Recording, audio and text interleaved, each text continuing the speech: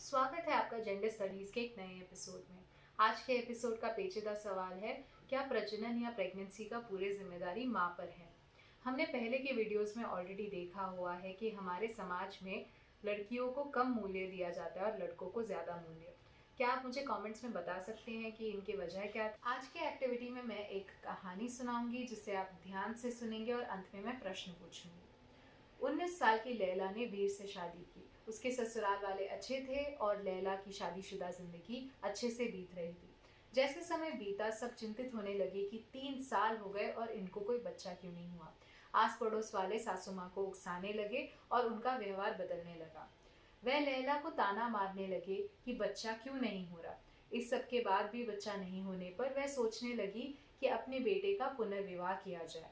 वीर भी इस बात से सहमत थे और खुद के लिए एक दूसरी बीवी ढूंढने लगे।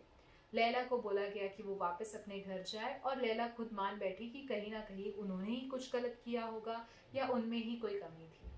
वह भी मानने लगी कि वीर के लिए दूसरी विवाह करना ही अच्छा होगा। इसके बाद लैला अपनी एक दोस्त नर्स से मिलने गई और उनको अपनी पूरी दुखी कहानी बता रही थी। नर्स ने उन पर जांच किया, फिर कहा कि उनके पति को भी लेकर आया जाए क्योंकि हो सकता है कि उनके शरीर में भी कोई दिक्कत हो। उनको ये समझाया गया कि कोई तकलीफ है तो दूसरी शादी करना हल नहीं होगा, लेकिन अगर बच्चा करना चाहे तो थोड़ी दवाई और इलाज से ठीक किया जा सकता है। और ये उनकी मर्दानगी पर नहीं है, लेकिन एक बीमारी जैसा है जिसको ठीक किया जा सकता है। ये कहानी यहाँ ही बंद करते हैं और फिर सवालों पे चलते हैं। इस कहानी के आधार पर कुछ चीज़ों पे सोचिए। अगर किसी घर में बच्चा नहीं हो पाता है या प्रेगनेंसी नहीं हो पाता है तो किसकी गलती मानी जाती है। दूसरा, इसके आधार पर प्रेगनेंसी की पूरी जिम्मेदारी जो है वो माँ पे आते हैं या पिता पे। इस कहानी में आपके हिसाब से लैला को कैसा महसूस हो रहा था, और कहानी के अंत में जब वीर को पता चला कि शायद उनके शरीर में कोई दिक्कत थी तो उनको कैसा लग रहा होगा। और अंत में आपके आसपास देखिए कि आपने भी ऐसी वाली कहानियाँ सुनी है तो उनके बारे में हमें कमेंट्स में बताइए। तो हम क्या कह सकते हैं, तो जब हम ऐसे कपल्स के बारे में सुनते हैं या कोई ऐसे कहानियाँ बोलते हैं कि कितना समय हो गया उनको बच्चा नहीं हो रहा है, तो उन कपल्स को प्रोत्साहित कीजिए, उनको बताइए कि प्रेग्नेंट होने में कई सारे कारण होते हैं। ये थोड़ा सा एक मुश्किल प्रोसेस है, तो हमारे खाने से, पोषण से लेके हमारी जो रोज़ की जो जीवन है, जो लाइफस्टाइल है, उससे भी इसका प्रभाव होता है। तो इतने सारी चीज़ों का इस पर प्रभाव होता है कि कई बार ये आसान नहीं होता है। दूसरी चीज़ हम कपल्स को बोल सकते हैं कि अगर आपको कोई मुश्किल हो रही है तो आप अपने नज़दीकी डॉक्टर के पास जाइए और उनसे बात कीजिए, जैसे कि कहानी में हुआ। 1 2 3 4 हमें ऐसे गिनना बंद कर देना चाहिए कि कपल को शादी करके कितने साल हो गए हैं और बच्चा क्यों नहीं हुआ। ये बच्चे करने का भी जो फैसला है ये परिवार का या कपल का जो है निजी मामला है, और इसमें बाहर के लोग या समाज के लोगों को आकर पूछना नहीं चाहिए।